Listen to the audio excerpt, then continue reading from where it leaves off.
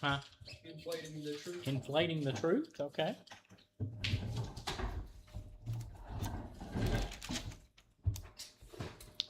We learned that big word, terminology. Exactitude. Terminological exactitude. Yeah. By Winston Churchill. Yes. Yes, no lie. Yes.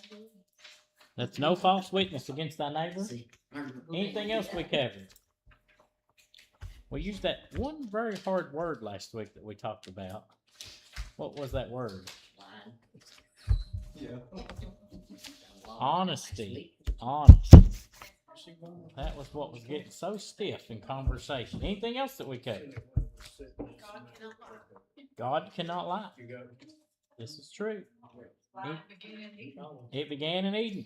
Yep, it had a starting place. Anything else? So, tonight we encompass the final commandment, number 10.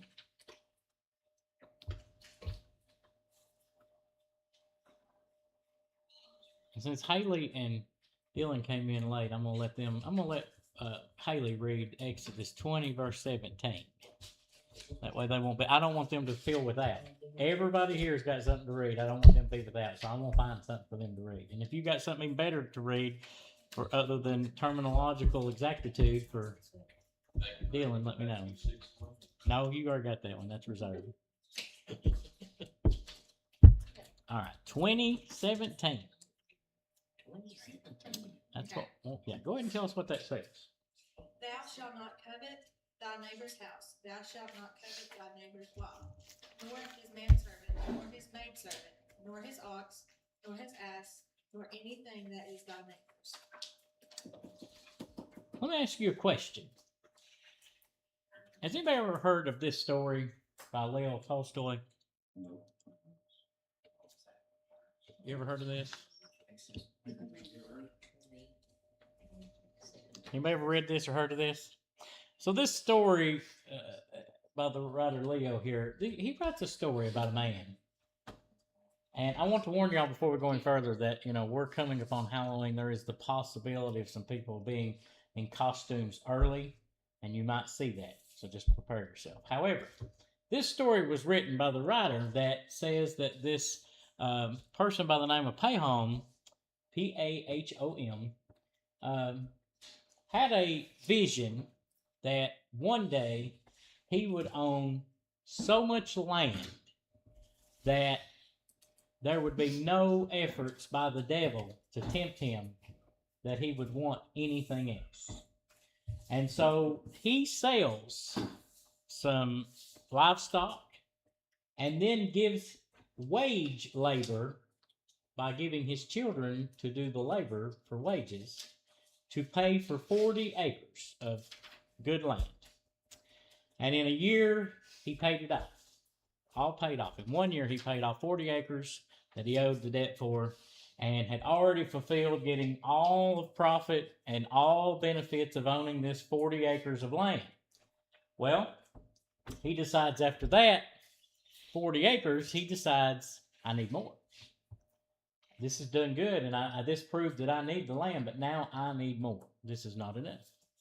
So, an opportunity a year or so later comes up for them to buy land again. So he goes and meets with the landowners, and they tell him that there is no limit to how much land he can buy.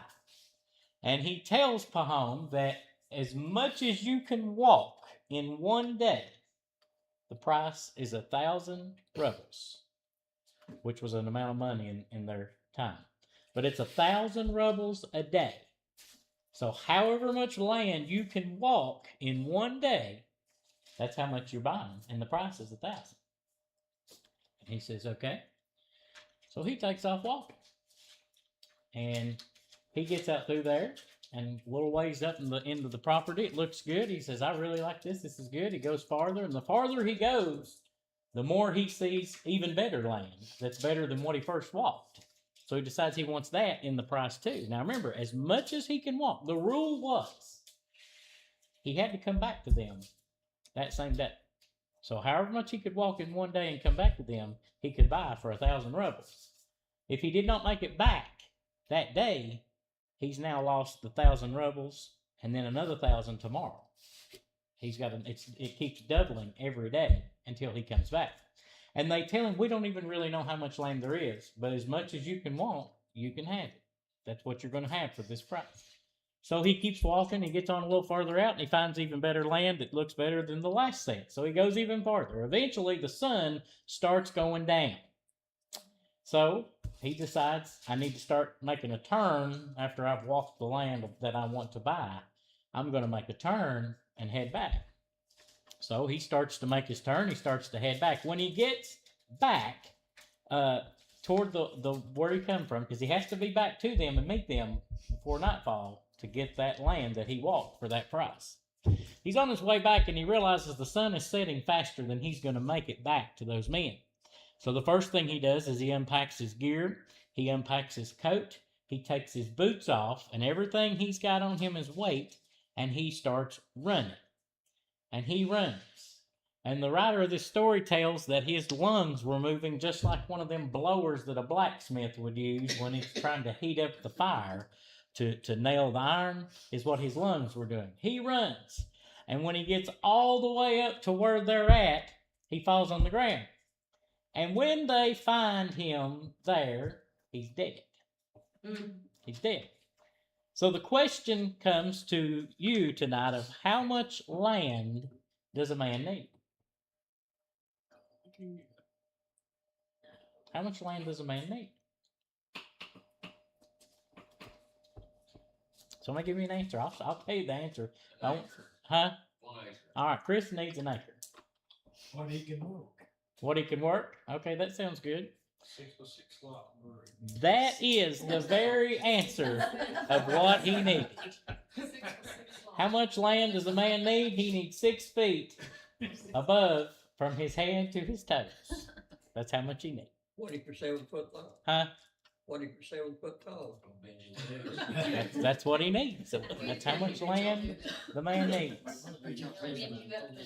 So no matter how much he tried to acquire, how much land does the man need? He needs 6 feet Cremate. above from his head to his feet. What if he gets cremated? Huh? What if he gets He apparently, I don't, they still's got plenty spare. But I will say this is one thing I will say. The story tells that he got the land. All of that land, the vast land that he walked from daylight to dark, they were going to congratulate him that he got all of it for that 1,000 rubles price. But how much of it did he need? He needed space from his head to his feet, 6 feet high. That's all he needed. But he tried to keep obtaining. Now, there is this other writer that wrote in the Greek that made a statement that said, to whom little is not enough, nothing is not enough.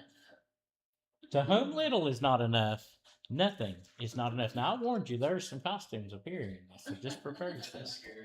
I guarantee it. Now, if I ask you what the word content means, what would you tell me? Satisfied. Okay. Okay. What else? Okay. Anybody else? Any examples in the Bible that says anything about being content? I'm saying in whatever state he was in, be content, didn't he? Okay. Any other examples of content? There's one very big one in the 4 Gospels that Pilate was very willing to make those people content. And how did he do it? Nope. How did he make them people content? Release that one prisoner. Let go of Barabbas. He released Barabbas to content the people. Then he told them that the death of the Lord would be on their charge. But content comes in a lot of things. And if you look at it, just its definition, to satisfy us, to make easy in any situation, to please or to gratify. Now, we're going to see some words tonight that's going to link themselves up with the commandment that we have number 10 set in front of us. Do you know that this is the greatest enemy that we have to our happiness? The greatest enemy to our happiness is not being content. All right, Jeremiah 17:9. Who's got Jeremiah 17:9? The heart is deceitful above all things and desperately wicked. Who can know it? What's interesting to me about, what did we say the commandments, when were they given? Let's back up just a second. The 10 commandments were given when? The Old Testament, by Moses, on Mount Sinai, Okay. To who? to the people of Israel And where were they? in the wilderness. In the wilderness. So before they ever got to the promised land, now I want you to get this in your mind, just how well this was played by the Lord. And when God gave this to Moses, the Lord gave it to people who did not even possess any land, any houses, had no servants, and had nothing but what they carried with them in the wilderness.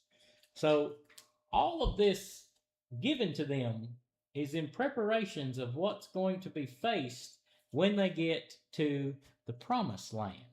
And if we look at the 1st and the 10th, I just want you to see this for a second. The 1st and the 10th commandments have some similarities tonight. One of the examples that we reference to in the 1st commandment is Deuteronomy 6:5. Karen's got that one. Tell us what that one said. And thou shalt love the Lord thy God with all thine heart and with all thy soul and with all thy might. What about thou shalt not covet thy neighbor's house? We're studying on coveting tonight. And Leviticus 19:18. What did it say? Go ahead and tell us what that one said.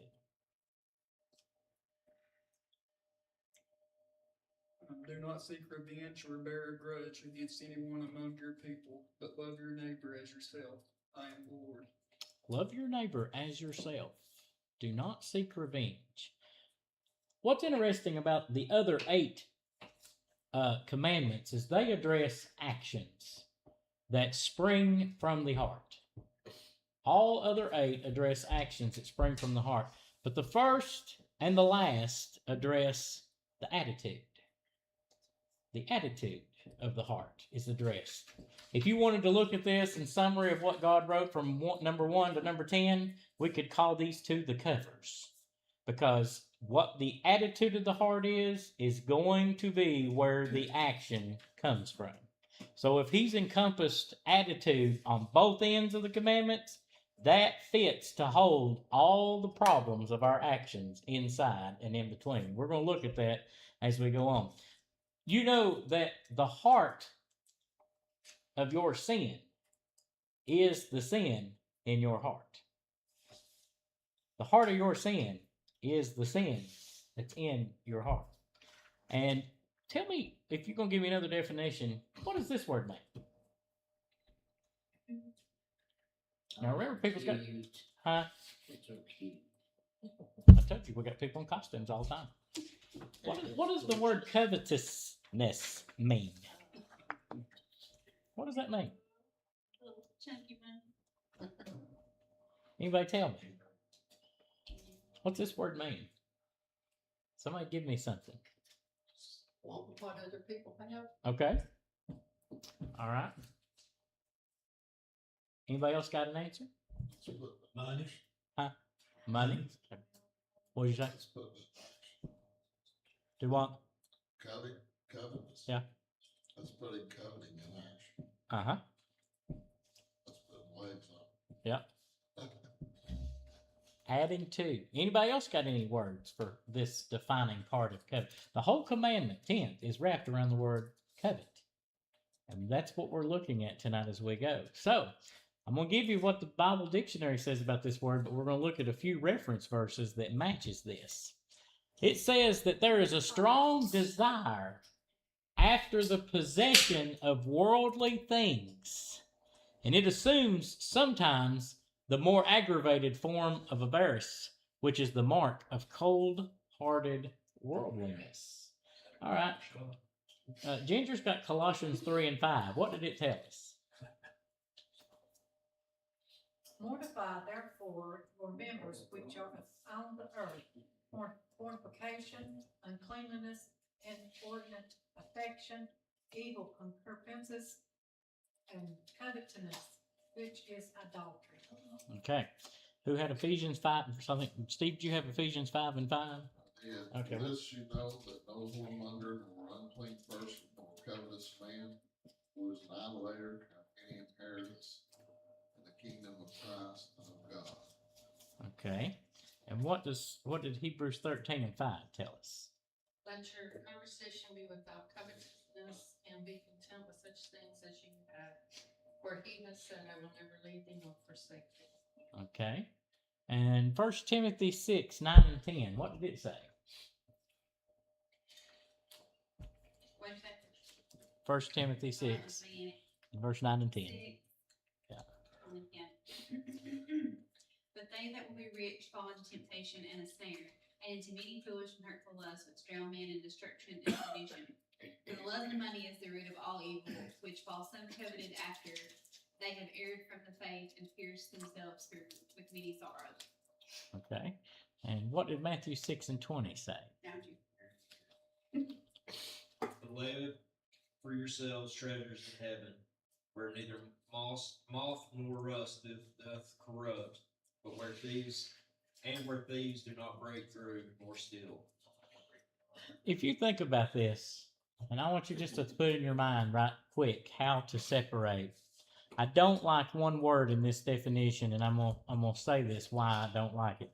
The word desire really doesn't belong in this because it's not really the same as a desire. A desire used in proper purposes are good things. For example, if you look for things like shelter, food, drink, things of those needs, those desires. If you desire for God to give you a long, a healthy life, anything, those godly desires are a good thing.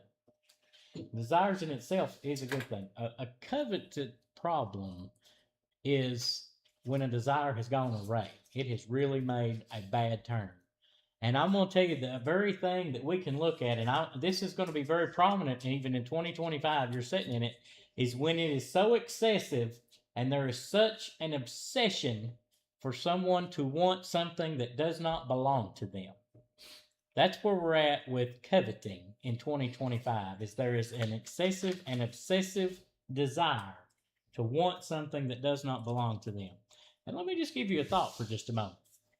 Every sin committed originates in the mind. And you know, Jimmy has a full head of hair he didn't tell us about. But every sin committed originates in the mind. Well, where else does it come from? Huh? Yeah, but everything committed, every sin you commit, originated in the mind. Yeah, from the heart is once conceived, but up here is where it originates in the mind. We're going to look at how that happens in just a moment. I'll give you anybody give me a Bible example? Any Bible examples? Now, one of the sins in coveting things is the fact that it's rooted in the fact of you believing that God cannot be trusted. Does anybody in here believe that God cannot be trusted? Then why do you want something more than what he gave you? Everybody always says they trust God, but then they now think they need something that he has not gave them. Well, when we do that and we covet for something we don't have, God has not gave us, the idea that we are perceiving in our mind is that God can't be trusted. God doesn't know that I need a 4-door, dual-wheeled F-450 in my driveway. God just doesn't know that. That's the mindset of people's minds, of I need that. God didn't give that to me, but I need that. Well, that's the fact of just the same of rooting the idea that God cannot be trusted. The desire for what someone has that you don't have is the very foundation of our problem that was just read tonight, starting in Colossians 3. That is the root of the problem when you get people that go out of a married relationship and start seeing other people. That is what you get when you deal with people then leading to murder, lying on things, stealing things. All of this is the root of sin, and it all can come right back to coveting. The children of Israel's out in the wilderness. They don't see their neighbors with a better house. They don't see their neighbors with a nice car, and they don't see neighbors making 6, 7 figures a year. It ain't there yet. They're on their way. God says, let me prepare you for the day that's coming, because when it gets here, you need to prepare, because when the eyes want, I want that. Not a need, I want that. When it came to that line, God had already prepared. This has already came up and happened in the Bible. I pulled a few short, easy reference examples I'm going to show you. Here you go. Adam and Eve coveted the divinity and immorality of God. So they ate the forbidden fruit and then blamed the others for their sin, violating both commandments 1 and 9. Achan coveted the wealth of Jericho, so he stole it, and he violated the 8th commandment. And then Ahab coveted Naboth's vineyard, so he falsely accused him and had him executed, and took his vineyard, violating the 9th, the 6th, and the 8th commandments. And these all are found in Genesis, Joshua, 1 Kings, and the book of Acts is where I pulled them from in references. Here's another one. We talked about this real recent. Ananias and Sapphira coveted the glory and honor that Barnabas received, so they lied about their gift to the church, violating commandment number 9. We talked about how that they went and told them that they gave everything they had from selling their land. They gave it to the church when in fact they lied. Peter seen them a little while later and asked her about it again, and she lied, and she fell over dead the next round. We found all these examples of things that coveted, example of something they wanted that they did not have that they coveted. Which takes us into a very important question tonight. Can anybody answer what this word means? Stop, slow down. We ain't riding a horse. What's that word mean? The Bible says, woe unto you. Does he not? Yes. There's other place he says, woe be unto those. What's woe mean? You ever thought about that? 3-letter word, simple word. Ginger probably quotes it in sleep all the time. What do you think that word means?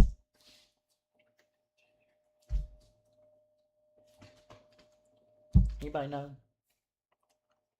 It comes from a noun, W-O, in the Bible lexicon. I pulled this because I did want you to see something. It's grief, sorrow, misery, or a heavy calamity. A curse. Can there be a woe or curse in all stores of vengeance equal to the malignity of such a practice? Woe is used in denunciation and exclamations of sorrow. When God used the word woe unto you, he's putting the curse on you and what you're doing. And guess what word he uses to idolatry? Huh? It's covetousness comes to the idolatry. We're going to see how them link. But woe be unto those. There is curse. Now, God did curse. What examples of cursing went on in the Bible? Where did God put a curse on things? God cursed the land. Okay. Yep. Any other example of curses that God put on anything? One he brought out of Egypt. Huh? People he brought out of Egypt. Okay. Serpent. Okay. What else? Any other examples? You know what words that... Go ahead. No, go ahead. Victory. Yes. Curse. Yes. The fig tree. And when he cursed it, what did it do? It died. It died. You know what? I looked that up because that was such a simple word. I got thinking, if God used them 3-letter words, you better watch it. Because when he starts using them simple 3-letter words, we all brush them off. That was like I told you that night of when the Lord is spelled in caps, but they're smaller than the rest, what that meant. Well, when he starts using them simple 3-letter words that we brush off, we need to look at. The one thing I loved was this definition of the word woe, and I didn't put it up there, but it's 2 words. You know what it's called? Divine damnation. When God puts the woe, it is divine damnation. Now, Roger, read us in Micah chapter 2, verses 1 and 2. Woe to them that devise iniquity and work evil above their beds. When the morning is light, they practice it, because it is in the power of their hand, and they covet fields and take them by violence, and houses and take them away. So they oppress a man and his house, even a man and his heritage. Woe to them that devise iniquity and work evil upon their beds. Woe given by God, divine damnation. It's been said that all sin is considered contempt for God. When you go to court and you're found in contempt of court, what does it mean? They find you in contempt of court. Huh? And they charge you with it, or a fine, or whatever they do. But if you're committing sin, then you're in contempt for the truth. When you're lying, when you're in sin, when you're coveting things that God has not given you, and you're making ways. If we want to put into a image of what coveting is, it's pretty practical to this very thing right here. We're going to build a fire for a minute, because covetousness feeds on something. Well, a fire needs fuel. No matter what you have, a fire will not burn without fuel, whether it be wood, coal, gas, whatever you got. And if you've got this real nice, cozy, warm fire, and it's cold outside on a fall night, and you're sitting out by the fire and it's cozy and warm, there's a few things you must do to keep it. What is it? Feed it. You got to feed it. What else? If you don't keep it a check and it gets too much fire, it gets uncontrollable. And if you build too big of a fire and it becomes uncontrollable, what happens? Spreads. It consumes the land, burns the house down, sets the forest on fire, burns a field to the other end. When the fire is not controlled and it's consuming fire, then we get to the point of being that it is very uncontrollable. Who had James chapter 1? I did. All right, give us 14 and 15. But every man is tempted when he is drawn away of his own lust and enticed. Then when lust hath conceived, he bringeth forth sin, and sin, when it is finished, bringeth forth death. With covetousness being like a fire, the spark that ignites it is our own sinful desire. The spark to light the fire of coveting something starts with our own sinful desires, or our uncontrolled lust of wanting something. But it needs fuel, just like that fire, to keep going. If you don't give in to your sinful desires, what happens? They go. They go away. If you don't put legs to sin, there's nothing, no action behind them. But it has to have, just like a fire, covetousness needs fuel. And there are some sources of fuel that it feeds on tonight, and I'll give you some easy examples. Let's just look at the first thing is our culture. People have a huge struggle with their body image. Do you know how many people right now are going to go get surgery to lose weight? Courtney, will you raise your hand? And let me add to the question. Now, listen, let me ask the question. Let me tell you, this is interesting to me in Knoxville. I talked to a GI specialist the other day, and I asked him about this. And what's interesting to me is that over 90% of his cases are elective. Were not necessary. They're paying out of pocket cash for the surgery because the insurance does not cover it.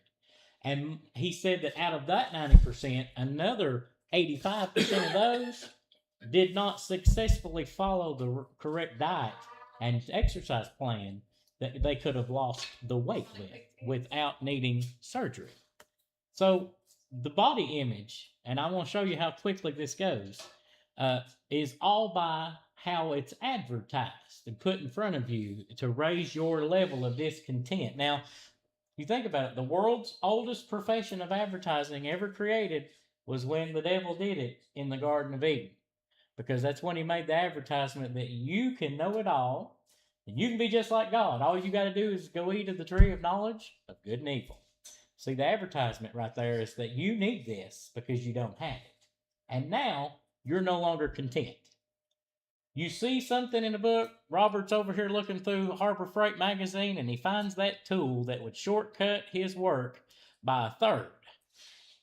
Although he can do the work with what he's got and been given, he now finds that tool that could shortcut the carpentry work by a third. And now he decides, okay, I'm not going to do it. I don't want to do that extra work no more. I'm not content. I need it. So he'll go and look for the tool and find it. That is what the world does with us. In our day's modern culture, they love advertising. And I'll give you another example here. We deserve more, and we deserve it better. You always think, if you buy something new, do you not always try to buy new that's better or more than what you originally had? You ever notice that? A lot of people's average purchasing, if they make a purchase, big purchases especially, they go for bigger and better all the day long. Most purchases people make, big ones, are always for bigger and better. They sell you a lie that if you could only have the latest and greatest, you'll be content. So Robert's got in his mind that if I get that tool, I'll get to cut a third of my work out. I'll be good. Until 5 years later, when someone invents another tool that cuts half the work, and now he's not content again. Have you ever heard? Let me ask y'all: does anybody know what the Amazon logo means? I love this. Fantasy. Yeah. What's that really mean? They sell everything. Now, that's the Amazon's first prap with that smile is contentment, because they have everything from A to Z. And when that went for a little while, you know what they did to advance it bigger and better for you? You know what they done? Prime. They did do Prime, but they started one click and buy now.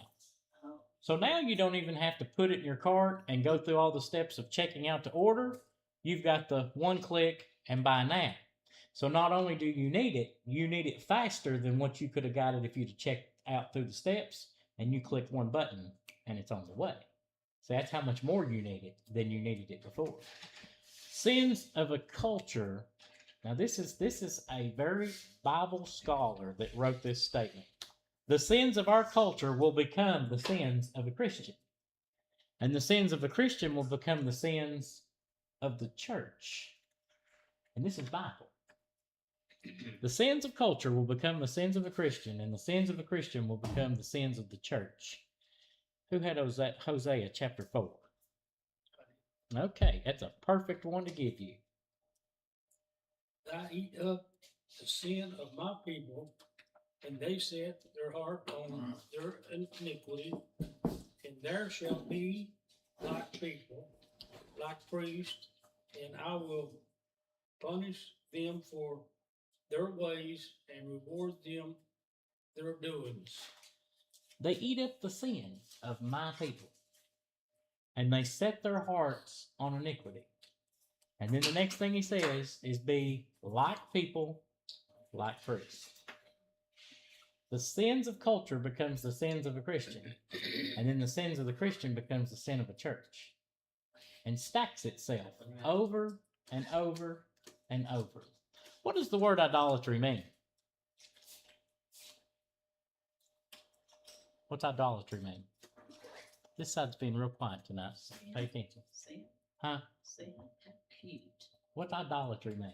That's his costume. Sin. Pretty legs. What's idolatry mean? Break it down. Tell me what that means. Worshiping something besides God. Okay. All right. Let's look at Psalms 115. Tony had that 4 through 8. Tell us what that says. Their idols are silver and gold, the work of men's hands. They have mouths, but they speak not. Eyes have they, but they see not. They have ears, but they hear not. Noses have they, but they smell not.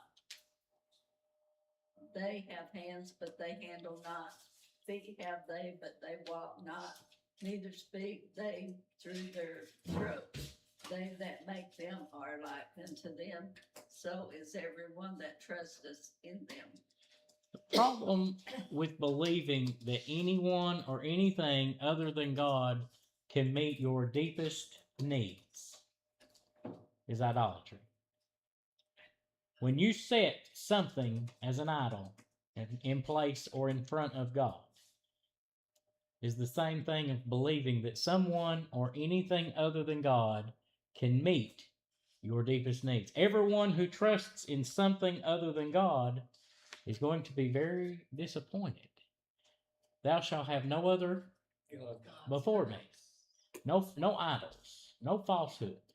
All these things you're not supposed to have in front. And the problem is that people have decided that these other things that they've placed before God is meeting a need that God could not meet in the form of idolatry. If you ever think about it in your mind, and that's just something to look at, is that the Bible says that we were made for worship. And the question boils down to this: who or what are we worshiping? You can worship the object that you covet. That can be money, that can be a person, but to worship our desires is what Paul spoke about, even being evil desires in what Ginger read in Colossians 3 and 5. That tells us to mortify our members which are upon the earth. And those members that are upon the earth were fornication, uncleanliness, inordinate affection, evil concupiscence, and covetousness, which is idolatry. Covetousness, which is idolatry. The worship. We were made for worship. But who or what are we worshiping is our question. What we covet becomes the very thing that we can worship. So let's go back to the fire for a minute. We got this fire of covetousness, and our covetousness fire needs to be starved. To put the fire out, you need to starve it. How do we starve a fire and put it out? Yep, no oxygen. It starts extinguishing. It can't burn anymore. No fuel. What else? What ways do we put out the fire? Now remember, our sin originates in our mind. If you acted on it, it originated from your mind. You got it conceived in your mind. That's where you birthed it. And then you act upon it. But how do we starve that fire out and put out that thing that we covet? Huh? Okay. What else? All right. Sharon. Yes. Give us the Philippians 4, 11 to 13.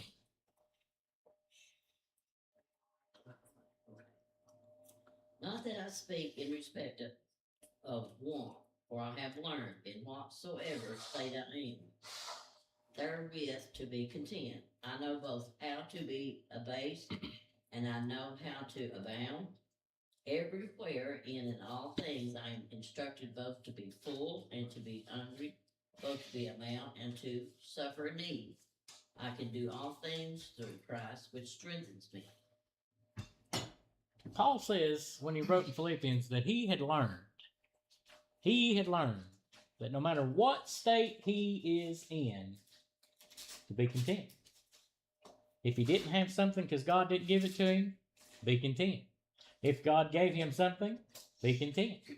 And he even says to abound everywhere in all things, instructed to be full and to be hungry, abound and to suffer need, all these things. But there's one key verse that everybody knows and quotes. It's Philippians 4 and 13. And there's very important parts of this we'll look at for a second, is that he says, I can do all things. What? Through. And see, the point in this is that if we're coveting something, and we've decided that God can't be trusted, he doesn't know we need that. He doesn't realize that I want and need that. And I go after it myself. And I create the sin of idolatry by putting it before God. I can no longer do all things through Christ because something else is in the way. Something else, the idolatry problem, has been placed in the way of what we have, that we deal with trying to starve out. How many people in 2025 can say they're content? Very few. Most people are not content with many things. Who had Hebrews 13? Did I give it to somebody? Well, his is Ecclesiastes. Did I give anybody Hebrews 13? Okay. Hebrews 13:5. Let your conversation be without covetousness, and be content with such things as you have, for he hath said, I will never leave thee, nor forsake thee. So that we may boldly say, the Lord is my helper, and I will not fear what man shall do to me. You think about it. Let the conversation be without coveting something, desires for something else, wanting something bigger and better, wanting something above and beyond what God has provided and gave you today. Because he has said, I will what? Never. Here's the key. I will never. How many things people get fail? Buy a vehicle, it's eventually going to go down. Somewhere in its lifetime, there's going to be problems, repairs, some type of issue. Courtney is a living example of that. She has recently experienced that it can go down. There'll be an instance. There is other times that things don't seem to go quite like we thought they would. There are times when people have forsaken us that we would never have imagined. There's a lot of things that God's done promised and he's done said it. So why are we wanting all this other stuff that God done knows we do not need? We don't even have a need for it. If you needed it, would God give it to you? Yes.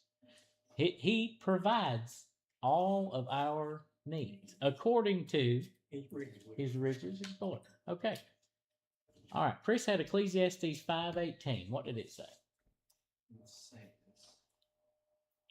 Behold, that which I have seen, it is good and comely for one to eat and to drink, and to enjoy the good of all his labor that he takes under the sun, all the days of his life which God giveth him, for it is his portion.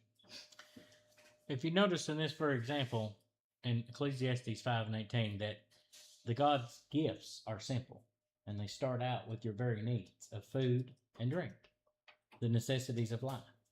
You can add, like I said earlier, shelter and clothing, the same as what Paul said in 1 Timothy 6:8.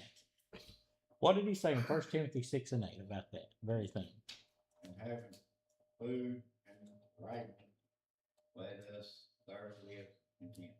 Having food and raiment, let us therewith be content.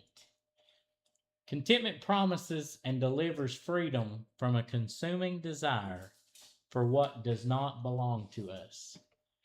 Love for our neighbor by respecting what belongs to them and delight in what we already possess. You know, I've heard this said before, and have you ever thought about the fact people says, how are you going to be content with something you don't have when you're not even content and happy with what you do have? You ever notice that?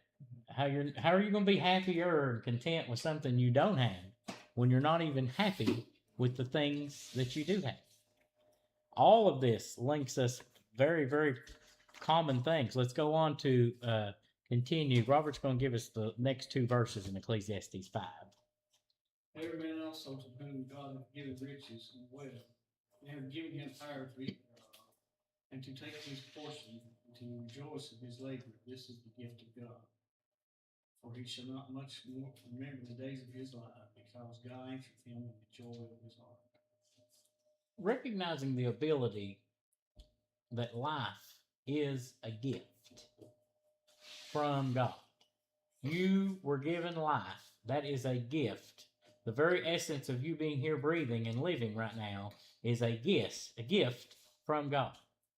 If there's nothing more than to be content with what you have, I will gladly take you to the Cincinnati burn unit and change your mind in 3 minutes.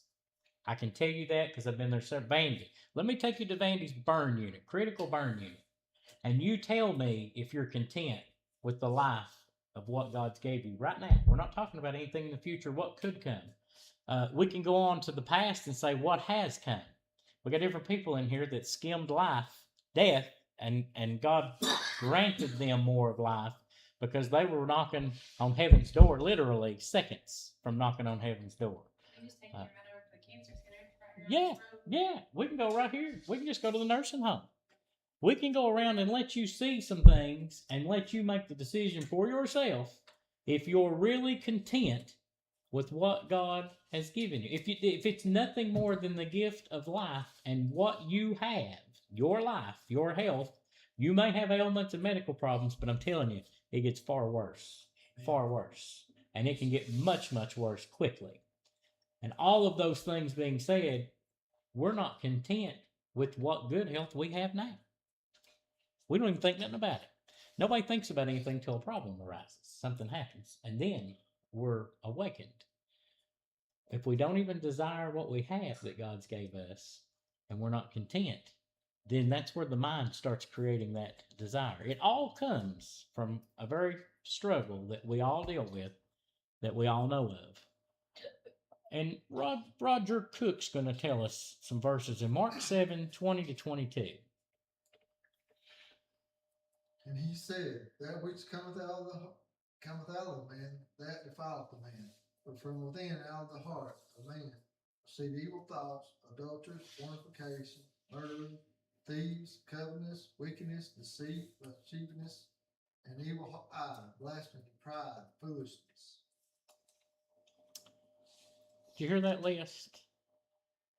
Every one of those things has come from on the earth. God did not give that to you. Those manifestations of sin come from within of things of the world. Have you ever said, I don't know where that came from?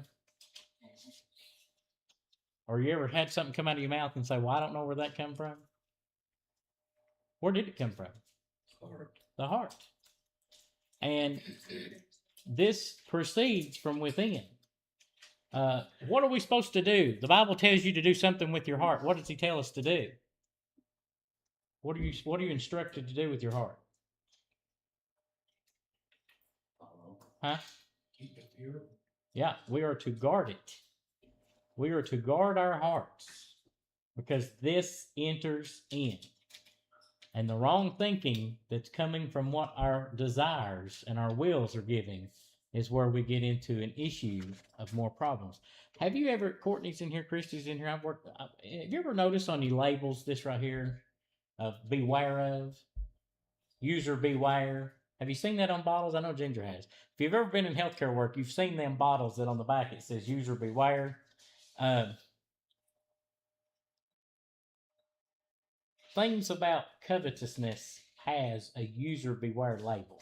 I gave Sharon another verse, Luke 12:15. Tell us what that verse says. Luke gave us a warning, a user beware label right here about covetousness. And he said unto them, take heed and beware of covetousness, for a man's life consisteth not in the abundance of the things which he possesseth. Did you read that one more time? Give us that one more time. You're fine. Take heed and beware of covetousness, for a man's life consisteth not in the abundance of the things which he possesseth. Your life does not consist of what you possess. God does not base any of his decisions or thoughts on how much money you have, what your closet looks like, your house looks like, or your car. There is nothing accumulated in this world that amounts to anything pertaining to life, godliness, holiness, all of those things. There's nothing linking those. That's us accumulating things and stuff because we desire.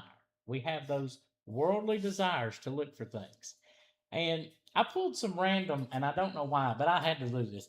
I pulled some really unusual user beware labels that I just wanted to share with you tonight. And I don't even know who come up with these, but these were just crazy. But look at these user beware labels for just a second. A can of air freshener used by trained personnel only. On children's cough medicine, do not drive a car or operate heavy machinery after taking this medicine. Okay? On a hairdryer, do not use while sleeping.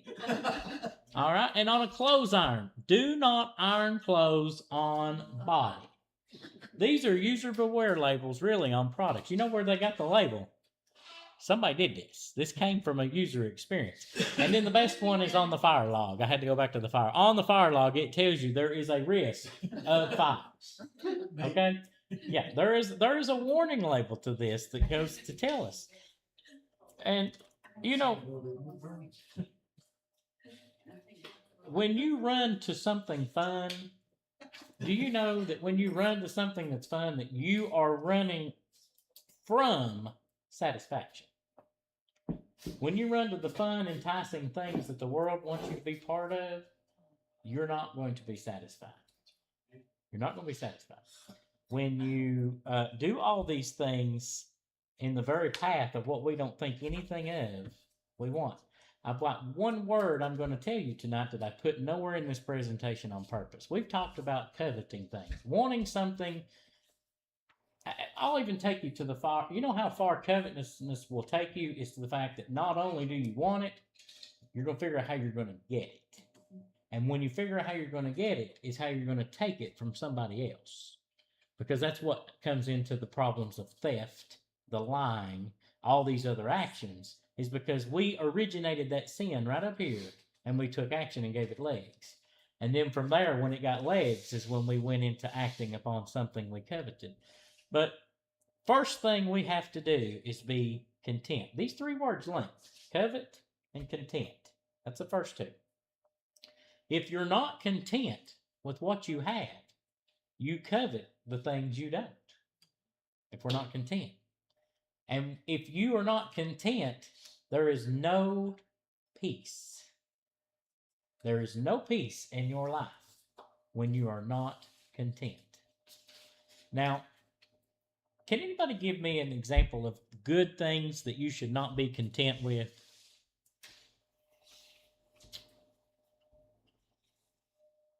Just an example. Anything you can think of something that you should not be content with?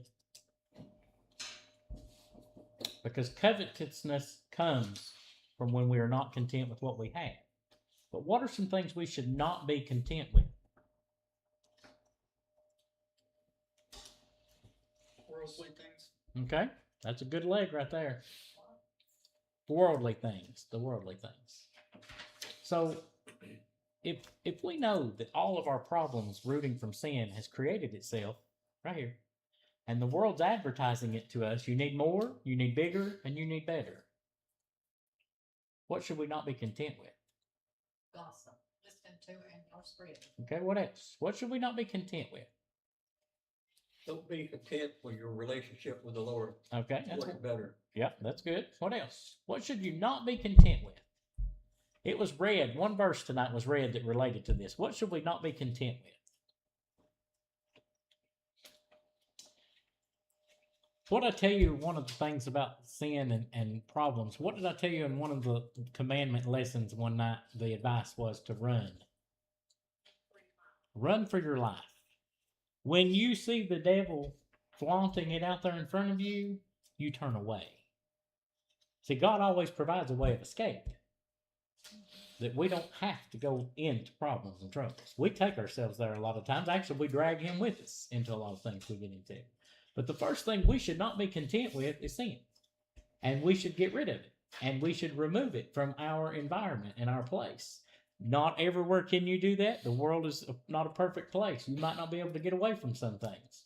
But you should not be content with the things of this world. He, in the Gospels, tells us, lay not up for yourselves treasures right here, where the worldly things originate. The moth and the rust eats away and it's gone. Don't do that. Do not be content with where your life sits in 2025 with the Lord because he's coming and he's going to show up. And the Bible says that we're going to give an account for what? Deeds done in their body. All the deeds done in the body that you have been given as a gift. A gift. Your gift of life from God. Do not be content with the things of this world. Because if you aren't content, there will be no peace. There will be no peace. You can look at it this way if you want to. If you put covenant in the middle, you can hang a left or a right turn. You hang to the left, and you're going to covet for something that you don't have that you want bigger and better. Or you can hang a right, and on the right side will give you peace. It goes one way or the other with content tonight. And how much people drive. Listen, I know people right now that work literally 80 to 90 hours every 7 days just so they can buy what they want. They want something that bad. They are so obsessed with buying something that bad that they're working 80 to 90 hours per week to buy it. And they're setting their minds, they're going to have it. That's how hard-willed we are. But you know, do you really, I'm just going to say this randomly in here. All these big, nice houses everybody builds. How many of you in here would like to have a $3,500 house payment? We got them in Harrogate right now. $3,500 house payment. How would you like to have that over your head? Okay? When the water line leaks upstairs on the second floor and blisters out the second floor into the first, how many wants to deal with the repair cost above what insurance already cost you? How much of you want that to be in that big, nice house, huh? Just think about it. All these things you really think you need and you want and you desire and you run after and all these things like that, it's all the extras that you didn't take into account. And repairs, vehicles. People want specific special vehicles, a Porsche, whatever. You only take that back to the dealer and you're going to pay their price. And you're going to pay their price for parts and their price for labor. You don't want none of that. You just want to say you've got the vehicle. That's the way the world works with everybody tonight.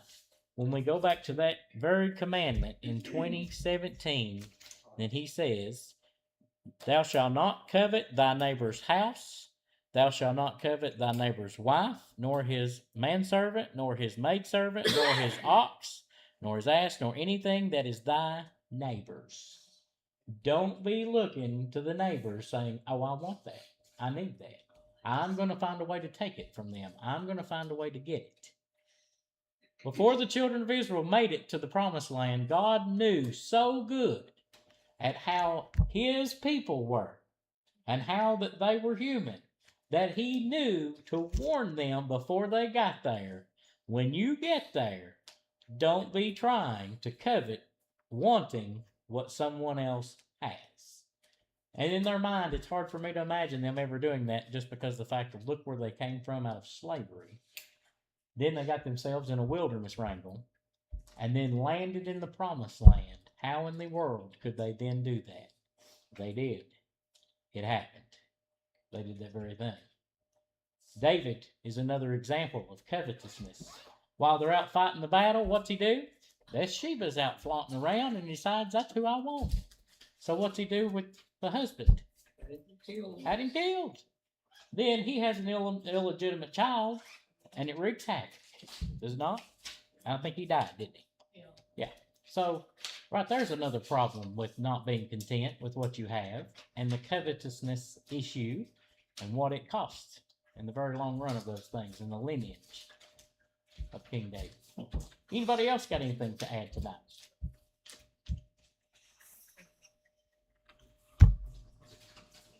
Anybody? That goes with that saying, with what you're talking about, be careful what you wish for, because you just might get it. That is very true. Be careful what you wish for, because you just might get it. Yeah. Anybody else got anything tonight?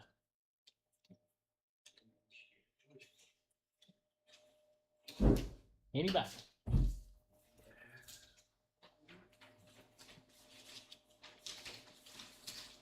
Any prayer